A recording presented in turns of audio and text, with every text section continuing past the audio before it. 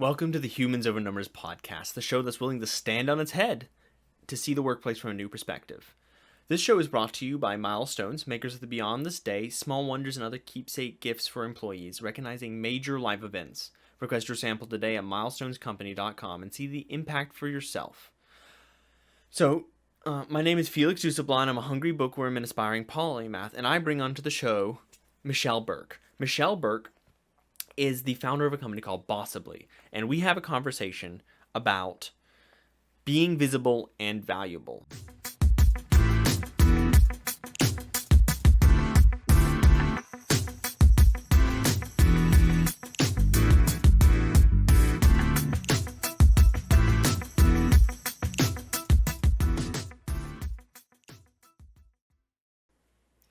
Hello, everybody. I'm here with Michelle Burke, Maven Maker, founder of Bossibly. Her focus is in creating women of influence and helping them step into power as leaders. We're going to talk about something that is applicable for everybody, and that is being visible and valuable. So my first question is, we obviously know why it's important to be valuable, but do you need to be visible as well as valuable? Yes, it's important to be both, Felix, because you can be one or the other.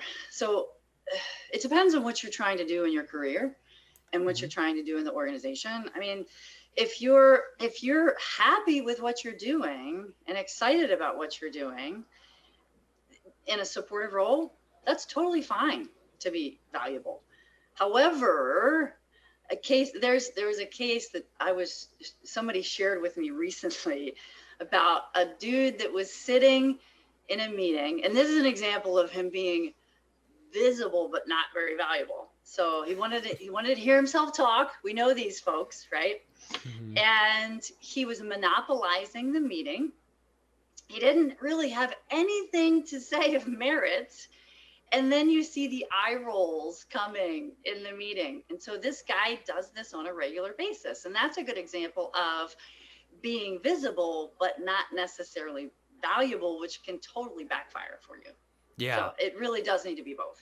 Yeah. Oh, I can definitely see why it's both. I can think of so many like examples or ideas of people who are visible but not valuable. Exactly. Like it's so easily I think every single person can like imagine or not imagine, they can think of instantly someone who is very visible but not necessarily valuable.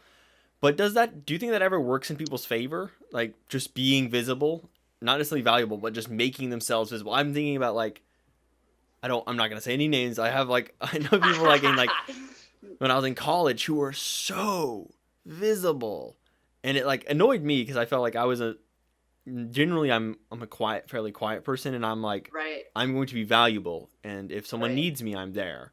But like this person was like, I am visible, and I was like, oh my goodness. But does that ever work for anybody? Is that like ever I think it does. Strategy? Yeah, I think it is a strategy. So have you heard the term "make your boss look good"? No, I haven't. Oh, you've not heard that term? Okay, so there is a term of making your boss look good, and doing something for your boss that helps elevate him and his position. That's an example of being visible. You could potentially be valuable or not in that situation, but helping your boss in some way by doing something that promotes him or elevates him, that's also a mechanism of being visible. And so that's actually a positive way, as opposed to the dude that's sitting in the meeting and just talking and not adding any value. Yeah. So I feel like that one, it's going to, just because you're making them look good, you don't just make them look good. As you said, you gave them something of value that sort of elevated their status. And that's, I guess, would be being valuable. But is there a time like just, I don't know, maybe being particularly noticed, just making sure like everyone sees me? And like, is that ever like just so vocal about everything? Like maybe you're a loud person and you just make sure your presence is felt everywhere you go. Well, I think that can happen. So that can be a confidence thing too. Mm-hmm. So I've seen that. So I've seen men and women there's something called the power pose. I think it's Aim, is it, I don't know her last name. I'm not sure of her last name, but if you Google power pose, and that is, you can walk into a room and be visible and command a presence Hmm. without necessarily being valuable. So I think that might be a good example too. Okay. Yeah. I was just wondering if there was ever a place to just be visible, not necessarily valuable, but being visible, without being valuable. Because I can imagine why it's super helpful to be valuable, but not necessarily visible. I'm thinking like, and there's so many, I guess for me, in some ways, I never could figure out why people ever wanted to be, but like in theaters, there's like all the actors and the people you see on stage, but there's like Sure. all the very valuable people who are putting on this production, the lights, everything, and they're not visible, but they're very valuable. Like you don't notice Right. them. And in fact, like tech ninjas is what they're called, people who move the sets. Most important or super valuable. Their job is not to be visible. And then I think in businesses, I imagine like IT people, right? I Yeah, that's true. I Yeah, there's I a lot always of think that. IT people are so not noticed and they are extremely valuable. Um, do you think maybe they should try to make themselves more visible? Maybe. Oh, for sure, especially from an advancement perspective. Okay. So if so, this is not an IT example, but it's another recent example where I worked with a client who was passed over 3 times.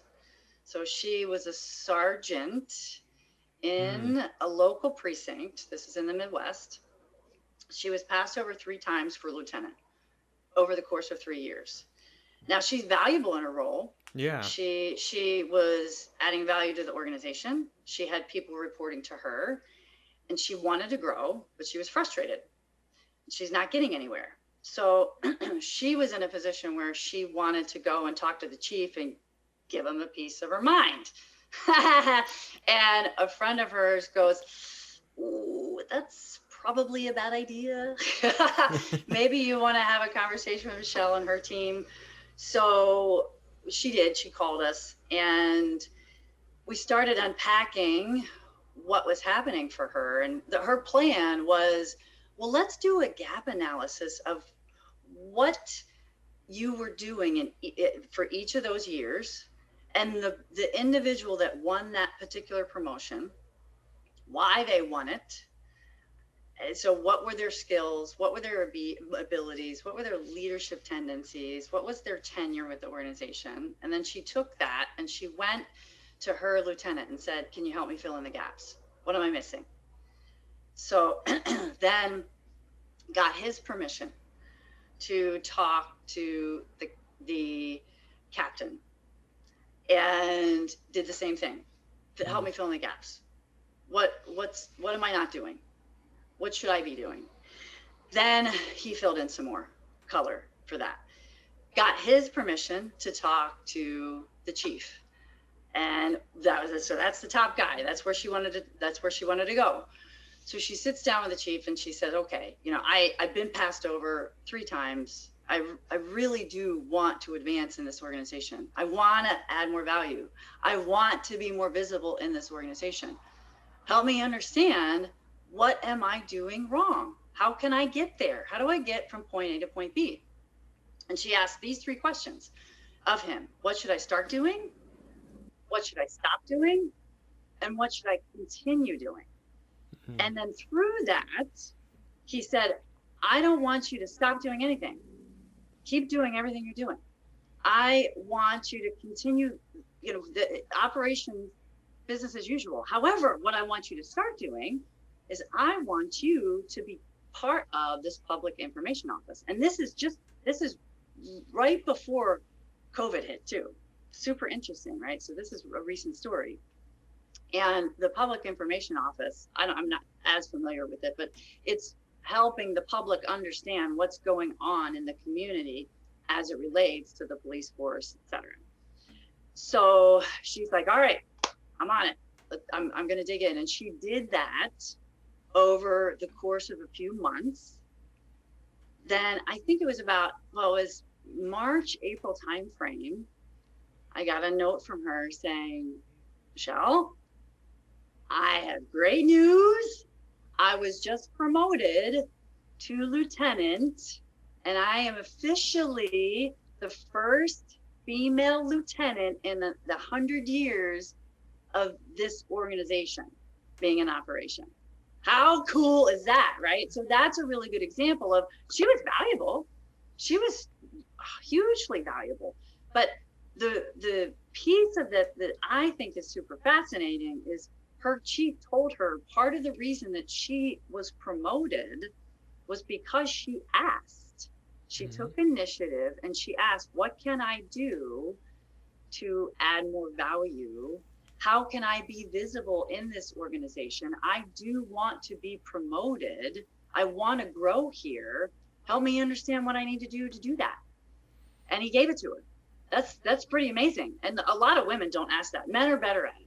So yeah, I love that story. I think that's actually an extremely good way. I never really thought about that as an avenue of being visible, but asking, like, just going to ask how can I be more valuable makes you instantaneously visible and attributes the value. Like, or not necessarily how can I, but like asking those three questions: what do I need to do? What do I need to stop doing? What do I need to keep doing? Exactly. But like, it makes them realize your value right there off the bat, and that's right. Like that is a, and it doesn't even look like you're looking for attention. It looks like you're trying to improve, but right, you're exactly. becoming more valuable and more visible at the same time. And like, and just, that's super useful and intelligent technique. I love those three questions, and those can be used, Felix. So it doesn't, even if, let's say you're not let's say you don't want to be promoted. That's okay. And that's okay. Not everybody wants to advance or do something different. But most people do want to grow in some way, or do something different, or learn in some way. And so the way to do that is to ask those three questions, right? So if you're, and the other way to assess how to become more visible and valuable is finding out what does upper management care about? What does my leadership care about? What is my boss talking about? And how can you do something that's meaningful in that space, right? How can you participate? Are you interested in it? Do you have a natural curiosity? How can I collaborate with other people? And you can, like, so many companies are really bad about having one-on-ones with their people. Some are good and some are bad, but I think it's good for, if the company doesn't have a process to assess how an individual is doing and how they can become more visible, valuable in the organization, there's nothing that prevents an employee from asking for that. Say, let's set up a one-on-one and let's do it every 2 weeks to ask those three questions. So then you're getting continuous feedback, because most of us don't necessarily get that feedback as frequently as we need it to determine our own path and how we can participate in the organization, make our own jobs better, make the organization better. That's when it really is cool, when all the gears start to align and work together. I think there's a really great lesson. You said making sure you know what, like, upper management values. Yeah. Because like that's a trick. Because it is. Maybe if you can be valuable in the way they want you to be valuable, I think that makes leaps and bounds. Because maybe you are valuable, very valuable to your company, but not in the way that the management sees value. Correct. I think that's an interesting and very important distinction. Here's what's interesting about what you just said is how many employees, so those that are turning the cranks, right? How many of those employees are actually mindful or know what the strategic vision is of the organization and what the strategic plan is of the company? What are the key initiatives? What's making the company money? And can they articulate that? Not a lot. I would say the vast majority don't know and can't articulate it. Now, what they try to do is do, from a performance review perspective, make it top down. So you'll have all these strategic initiatives, these objectives, and then they work them downward. So then hopefully the employee has goals that map back to that, but do they ever really truly understand why and how what they're doing impacts those, and how they could do more to potentially add more value, become more visible, be promoted if they want to, or do something more interesting, even if they don't want to be promoted. That's totally fine too, because you can have influence and still do cool stuff and be part of cool projects. And you might be like, yeah, I want to go to work because I get to work on this today, even if you're not the boss or a leader, which would be amazing. I think that's actually something I wasn't even thinking about, is by leveraging your value through visibility. It's not just necessarily a promotion tool. Correct. It's also, it's a way to get better satisfaction out of your job. Much That's better correct. satisfaction. Like whether or not you're trying to go up the rungs of the ladder or just move laterally to somewhere that you're more suited. I think that's really good. But what you were just saying also about like each individual person in a company, like their understanding. I was actually having a conversation recently with someone, one of my coworkers, and we were talking over lunch about how like each individual adds to a company. We were talking about like, we were like, so like the one organization I work for is a pretty predominantly sales organization, and so there's a heavy emphasis on that sales element, and I'm like, I can see how the boss sees that person and says they're valuable, they bring X amount of dollars in right there off the bat. You see it, it's very clear. But I was like, what's less clear are people like IT people or operations, yeah. And you're like, they're, what do they do? And he said, well, his brother does work in like computing program stuff, and what he would do is his brother like links two data systems and lets them communicate. And he's like, you can't put money on that really easily. He said, but what you do is for those people is you pull them out and you realize how much money, like damage and money, is going to happen from pulling them out of the out of the equation. And you can see things like fall apart. Like an IT person, I keep bringing up IT people, but to me they're like, that's all right. They're the invisible hands working the machines. Right. And like operations the same way. Yeah. Like when you pull them out, what happens? And then you think about it and you're like, yeah, I guess I am worth X amount of dollars. Like that's why my salary is justified.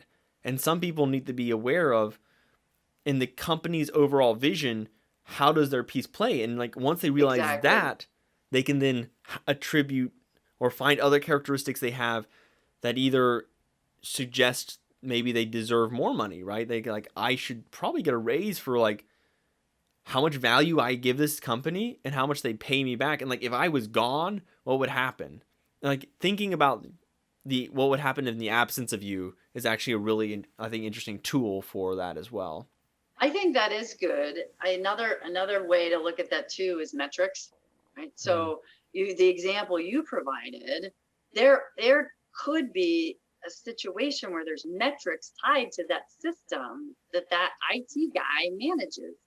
And if those metrics are poor, then that's could be a reflection on his work. Or if they're good, that could also be a reflection on his work. And there's like companies like Intel and Google, and there's a book, and the title of it is escaping me, but there's a book about OKRs, objective key results, right? That then also ties back to if you have good objective key results within an organization, then everyone understands their role, and maybe everybody has a number that they're supposed to achieve, and that also creates value as well as visibility, because the visibility comes with the numbers, which then ultimately will tie back to the financials for the company making money, provided they're for profit. Yeah, I think it's also really important for an individual employee to realize what values the company has, because if someone in my organization realized that it's a sales organization, that clicks, that's like one of the main goals for the company, they can then align what they're doing more with that, and then that improves their own value and improves the company as a whole.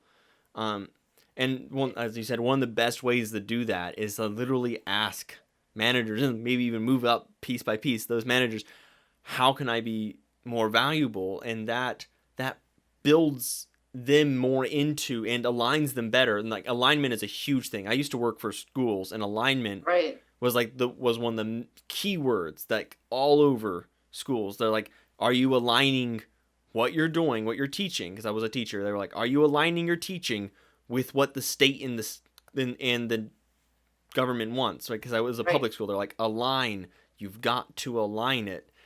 And that's something I think employees, they'll get into a company and they're like, I don't actually know what my company's mission is. I don't know what their mission Right. statement. I don't know what their values are. I just do my thing. And it's probably very valuable. Otherwise, they wouldn't be working there anymore. But if they can align it better, it suits the end purpose of the company better, and it makes them more valuable. So I think Totally agree. that's very, very important element there. Well, and I also think that when we're looking at working at different organizations, it's good to assess the values of that organization, because there might be a misalignment from that perspective. Mm. And if there is a misalignment, you're not going to be happy anyway. You're not going to be engaged, motivated, excited to show up if there's a disconnect between the company's values and your own. Yeah, that's true. So we've definitely clear that like asking, just going up straightforward asking is a great way to become more visible. What are some other strategies that are good for ways becoming more visible? So I mentioned this a little bit earlier, or well, maybe I did a roundabout. It was, what does your company care about? Listening. So listening, the water cooler. Well, we don't have that so much anymore, but you can be in meetings to have your ear to the ground for what's happening. What are some of the challenges? So follow the pain. Mm-hmm. Where is the pain, and can you add value in that in any way? Are there challenges that you could help solve? Are there recommendations that you could make? Can you participate or work with a group to solve those particular problems? And then go to the leadership to say, hey, we've been talking about this. I heard from Joe that this is a problem, and we just had a meeting and explored it. And I don't know if you care about this or not, or if this is something that we should do more of, or actually try to solution. But here are the ideas that we came up with. That's another way to go about it. And that can also be collaborative. And you're following where the pain points are in the organization to see how you can potentially assist. Yeah, actually, meetings are the perfect place for It visibility. is. When you were telling that, I was thinking about when I was teaching, and there was one point I got a teaching eval, and they were like, you need to be more like on top of these sort of things, and like we need to see that you're caring about things. And one of the things they cited specifically was my attendance in meetings are like, you never say anything in meetings. And I was like, I'm at every single meeting, and like, so many people go to all the meeting, like only go to half the meetings, and they got like full credit on this standard. And I was like, right. I never miss a meeting, and I am there and I'm listening. But like they didn't see me because I don't talk unless I felt like I had something that was actually important to ask that I couldn't figure out on my own, which is, I feel like I can figure out most things. If I sit and think about it for a second, I'm like, okay, I've got the answer. I don't actually need to ask this question and waste their time. And so I would stay quiet. And then they came back later and like, yeah, you need to talk. You got dinged for it. I got dinged for it. And I was like, I was really annoyed. I went home and I was like, man, I got dinged for not talking. I was like pretty ticked. I was like, I was being nice in those meetings. I was not like getting in the way of people. I was making sure like I was very valuable. I did my job, and I was there, and I was receiving information. So I stayed on board with everybody, and I was up to the trends. But because I wasn't being visible, like I was there, but I just wasn't visible, and I got dinged for it. I was like, I was so annoyed. It's funny that you mentioned that, because there was a gal that I worked with not that long ago who she said, I feel like I'm wallpaper with my boss. And what's interesting is that she had a peer of hers. So they were same rank in this organization. And her peer would speak up in meetings, became more visible, and therefore the perception was that she was more valuable. Her peer actually wound up being promoted. She was then reporting to this gal, right? And she goes, I gotta get my act together, because if I don't, I'm going to continue to be wallpaper. She's like, what do I do? I said, well, first of all, it's actually getting into a routine of feeling comfortable about speaking up. And so to your point, Felix, she said, I'm listening, I'm observing, I'm being respectful of what other people are saying, and it backfired in your case, I think, a little bit. Now it's not to say that everybody should be talking over one another in a meeting, right? Because that doesn't work either. However, for her, what we talked about doing was, what if you have a metric, you've got your own personal metric to speak up in the first 15 minutes of an hour meeting, or if it's 30 minutes, make it 5 or 10. And she goes, ooh, I'm like, yeah, I know, right? You're like, that sounds scary to you. She's like, yeah, it does. So, but what it started to do is to just foster participation on her part in that conversation, and also becoming more visible. And she's like, well, I don't know what to say. I said, well, ask a question. Ask an open-ended question that you have about that meeting. You're probably thinking it. You're just not verbalizing it. And that will count. So you can check that off in that metrics. And as you do that over time, it'll become more and more comfortable. You'll become more visible. And then you'll ultimately wind up being more valuable, because people are going to ask you for your opinion, even if it's something as simple as that. I think that's a really good solution, because for me, like, my solution was, I was like, well, I guess I have to ask obvious questions or something. I was like, I hate this Right. now.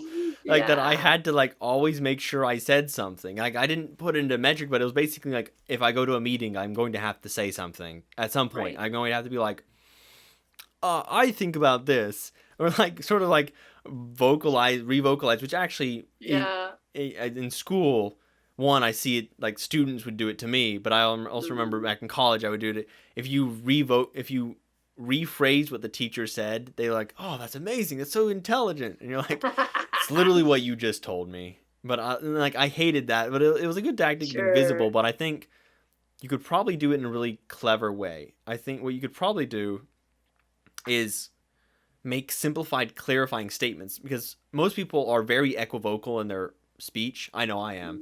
At this point, I've already been speaking for, 30 seconds, and I haven't gotten too much of a point. But what you could do is at the very end be like, okay, so you want me to do this, this, this. Nice. And then that's it. And you're very visible, you're very valuable, because you've consolidated the information they just stated and lent value to it to everybody, because now everyone's going, oh, correct, that's right. And then that gives the opportunity for maybe the person leading the meeting to say, well, yes, and one other thing, make sure you do this. Like, this is paramount that you didn't just mention. And that actually clears it up for everyone. And then everyone can come away with, like, a sticky note or a notepad that, like, with the bullet point information, like, oh, this is the number one thing, objective to achieve. Yeah, that's a beautiful thing. Yeah. That's a beautiful thing. The other thing too is, how many of us sit in a meeting and we have a question, or we might be confused, but we're hoping somebody else will ask that question, and we're waiting for clarification. And that sometimes that happens, sometimes it doesn't. But another good way is just to say, hold on, I think this is what you were saying. Is that right? Did I capture that correctly? Because I'm kind of fuzzy on that. Can you just clarify that, yes, I got it, or no, I didn't? Mm-hmm. That's another way to do it. And then they're like, oh, you're paying attention. Awesome. Okay, good. Somebody's listening to me. So I think that would be another technique too. I think that's a more valuable way of doing the less valuable skill of like, as I said, in paper writing. It was like in college, I had to write plenty of papers for like English classes, and everyone knew the best way to write a good paper was just almost verbatim spit back to the professor whatever they told you. Like, and Right. then they're like, "This is genius," and you're like, Right. "Thank you. Yeah. It's Right. yours. It's your thoughts. Of course you love them." That's awesome. But this So is funny. a valuable way of doing that I think helps everyone else. So Exactly. Yeah. yeah. And it's especially for it's good for someone that is apprehensive and they're not sure where to start. How to where and that's a simple, very simple technique, in a meeting, whether it's your 30 minutes or an hour, first 5 to 10 or first 15, to start conditioning yourself to speak up in some capacity, whether it's asking a question, clarifying point, whatever. I mean, that's a really good way to start being visible and being valuable. Hmm. So, is being visible and valuable something that's, in my mind, it's really important for people low on the food chain to like get a little bit higher off the ground? Is this Hmm. something that's important for people all throughout a spectrum and hierarchy of a business? Yes, It is. Okay. yes, it is. And so case in point, I am working with a company right now where the CEO is not necessarily leading the way he should be. And now he automatically has visibility, right? He automatically has visibility, but he's being perceived as less valuable. Hmm. Interesting, isn't it? And so in that particular case, he's running himself into the ground. There's a lack of trust that exists within his organization, meaning he's not trusting his own people. They know that he's micromanaging some of that work, not all, and they're becoming increasingly frustrated by his behavior. And so, and then that his perceived value as a leader has been reduced because he's not mindful of his behavior and he's not correcting it either. Hmm. Interesting, isn't it? I think one thing you said right at the beginning, it was like right on accord with some of the things I've been thinking fairly recently, is that you said the CEO, he's automatically visible, but he's not. It's Yep. not seen how valuable he is, and I actually think this is a very very common problem for management. Is Mm-hmm. we don't realize how important the management is in a company or like what they That's do. right. You were like, oh, they just come around sometimes to micromanage me. That's their whole job. Why do they get paid the big bucks to micromanage me? Like, what's Right. the deal? Like, what are they doing? I am thinking about like my wife works for a college and she works in the residence life, and some of the RAs are like, and this has been the case for like many organizations in the past and stuff. They were like, what on earth does our ultimate boss do? Like Mm. she does nothing. Like what is this? And when my wife told me about that, I was like, well, it's because Huh. they don't see what she's doing because Right. she's protecting them from a whole slew of stuff and dealing with it so it doesn't hit them. Yeah. And I'm like, that Maybe. managers are acting as like shields so much, shielding all the people on their teams from so much flack. I remember when I was working in the school, the principal, she would tell us, she's like, there's so much stuff I'm dealing with right now so that you guys don't have to do crazy amounts of paperwork and stuff. She's like, I am shielding you guys from so much stuff from the state that they're like trying to bombard us with that would hit you. And I I am love that. stopping that. And I'm like, I love that. Yeah, that's and awesome. like, I look, mean, it's so often not expressed. Like, that's managers true. don't show what they're doing. Their employees think they're just there to boss you around. And it's a frustrating thing. Like, people up top, you never see what someone above you is Hmm. dealing with, like why they're doing their job, why maybe they work so many hours. You're like, what do they do, right? And that they have so much value that is just not expressed. And I think it's really important sometimes to hear communication from the top being like, look, I'm dealing with these things for It you is. so that It you don't is. like So have to deal with that. But totally yeah. true. Have you read Brene Brown's Dare to Lead?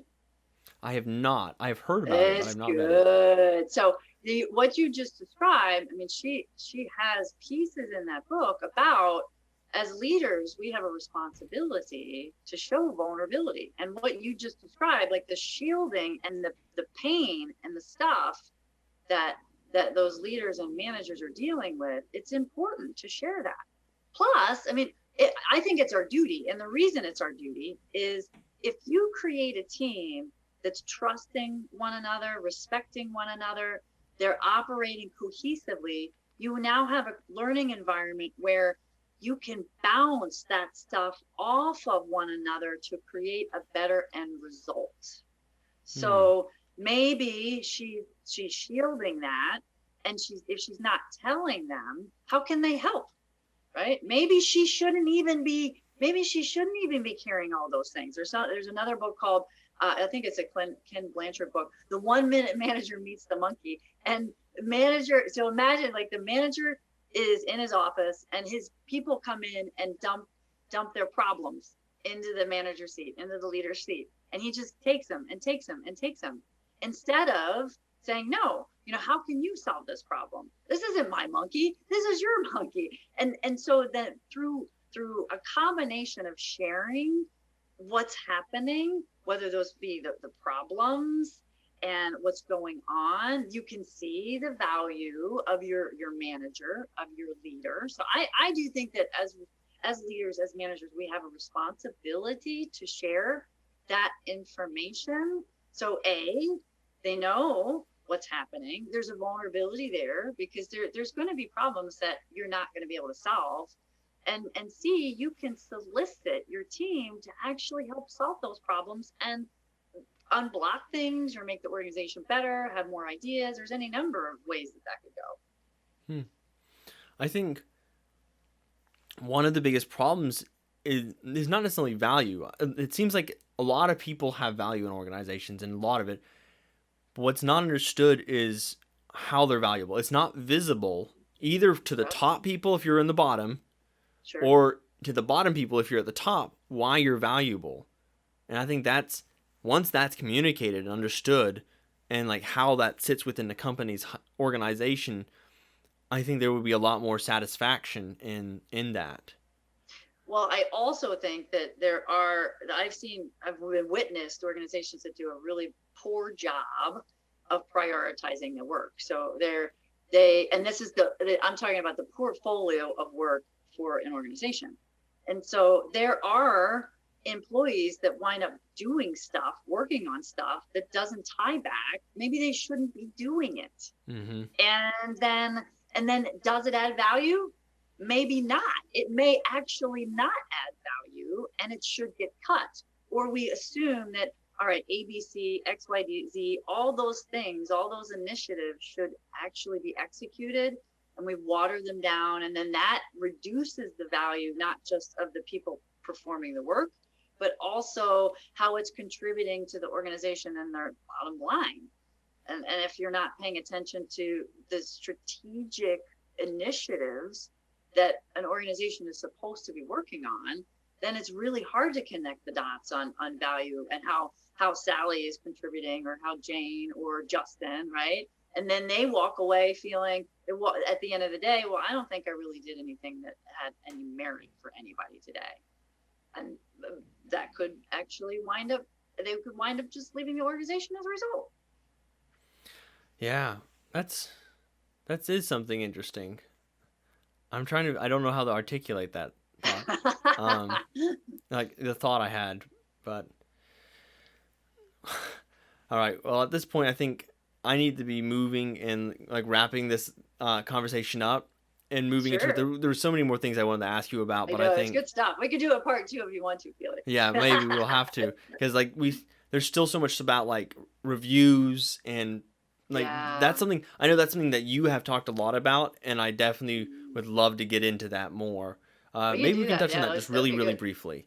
Sure, like you have like a way to do reviewing better, either from a company or from an employee, like ways to improve that review. You had an article that you wrote on LinkedIn. I don't remember when you had published it, but the minefield one. Right. And I read it and I was like, That's a really great point. And you were talking about likening the process of review like going through a minefield and Yeah. writing your map after you had been through it.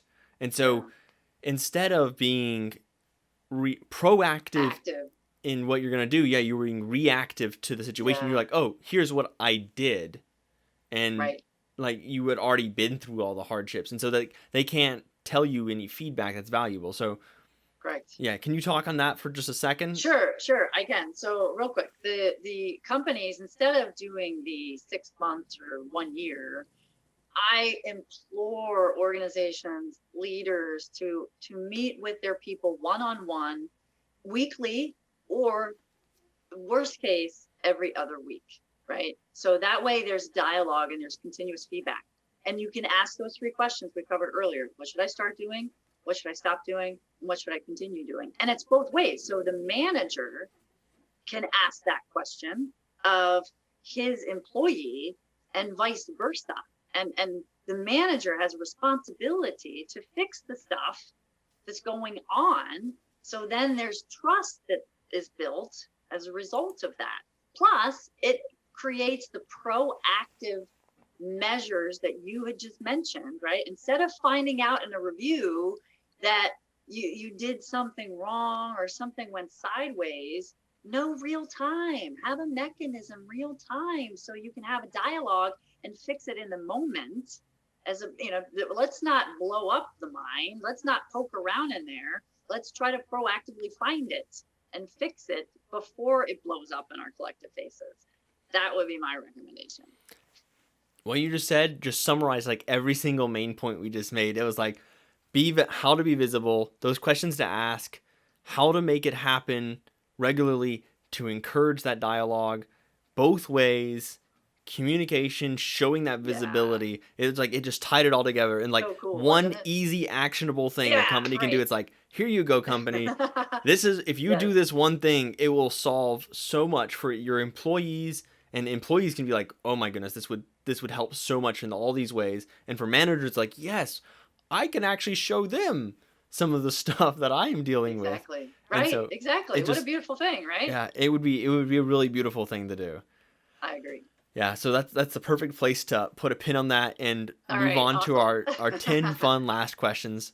Okay. These are just the quick little, I don't know how they describe themselves. They're quick and fun. So here's the first one. What is a book that you think everybody should read? Leaders Eat Last by Simon Sinek. I love that book. Yeah, that's on my list. It's sad. I've never read Simon Sinek, and he's like, what? Yeah, he's a person I'm like, I've got to read him, but I've just not done it. Well, do that one first then. Okay, that's definitely on my list. What was the last thing you splurged on? I bought this really cool fancy scale that measures my BMI and my muscle mass and my fat mass and visceral fat. It's really, now I'm addicted to it. It's weird. I know, I'm geek. Yeah, I probably should not ever buy something like that because I would be like, oh my goodness. Yeah, look at all this data. All the data. That's exactly what I'd be thinking. Like, look at those numbers. I love these numbers. Me too. One of the things I hated the most is like the watches with like all the extra dials that mean nothing. I'm like, why not put dials that mean something? That's right. I love the data. I want to know what the data means. Yeah, I love it. Yeah. Oh, speaking of useless, what is your most useless talent or superpower? Oh, folding towels. So our mother ingrained folding towels in a specific way to get them in the closet and they still look pretty. Isn't that exciting? I had to do a lot of folding towels, but I don't think I've ever mastered that talent. Well, you're probably doing it wrong, Felix, is my guess. If I watch you, I'm sure you're doing it wrong. Probably true. What's the most interesting thing you have seen or read this week? Oh, so I listened to a podcast, Lewis Howes. He had Jay Shetty on, and it's the Mindfulness Secrets from a Monk.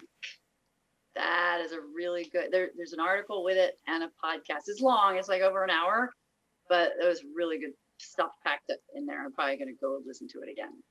I honestly love what monks have to say so much. I'm actually friends with like a whole bunch of monks. and Really? they're the most fascinating people. And they have so many, like, they have really interesting observations because they spend such a life of reflecting a lot, and so like Yep, they've true. they've they've got some observations. Lots of good nuggets in there. What would a world populated entirely by clones of you be like? Ooh. Oh, that would be scary. There's a flying high with disc is, I don't know if you're familiar with that or not, but there's the disc model. So imagine a world of all eagles or all parrots or all owls, or you want the variety. You want the variety. So I'm an eagle in that model. Where I take charge, dominate situations. I've got learned empathy, but I think it's good to have the variety, and you need all of the birds in the world. All right. My light just shut off. I'm gonna flip the light switch. It's motion sensor, and I haven't moved for too long. I'll be right back. Oh, that's all right.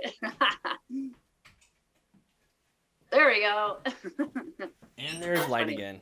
There All we right. go. That's awesome. So, what as a child did you think would be awesome, but as an adult turns out is not? Well, I thought it would be cool to be a model. I think in the 3rd and the 4th grade, I wanted to be a model. Okay. But I'm not thinking that would be that great, because the pressure that those people are under, yeah, I'm not digging it. I can't imagine doing that. Yeah, actually, I never really thought about that. I think especially like self-esteem, like personal pressures would be so Sure. interesting too on them. Exactly. Yeah. Oh, I've never thought about that. I know, right? Now you're gonna have nightmares about that. What word is a lot of fun to say? Well, I say dude a lot, and Maybe it's fun. dude, yeah, I do. I like saying dude, so I tend to say that a lot. All right. What is something everybody in the world can agree on? Well, we all need water. Every last one of us need water. How about that? That's one. You got one, yeah. That's a hard question too, by the way. I know it is. Yeah, that's tough, right? It's like, I don't know. That's a brain buster. Okay, so if you could disinvent one thing, what would it be? That would be the alarm clock.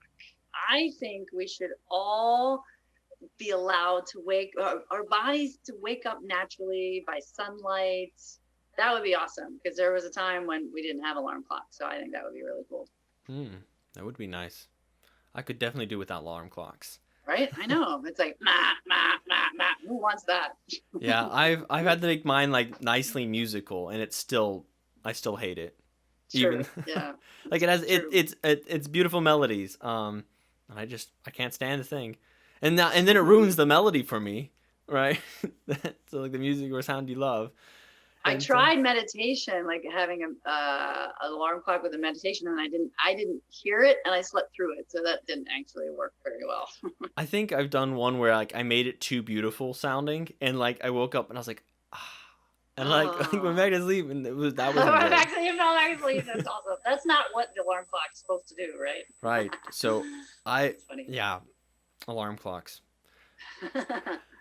So last question: what life skills are rarely taught but is very useful? So I would say money management, budgeting, your own personal cash flow. I think they stopped teaching that. I didn't learn it in high school. And I had to learn it from my grandparents. My parents were never any good at it. So that one is a big one. There's a lot of people still coming out of school that don't know how to balance a checkbook or understand how to manage their own money. That's a good one. So thanks for this. This was a great conversation, a lot of good insights. Even in the end, you still gave us some good things to chew on and think about.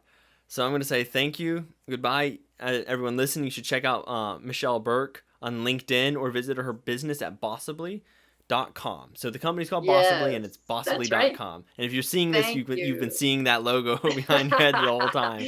And so you should check it out. Anywhere else they should check you out? Anything else they should see?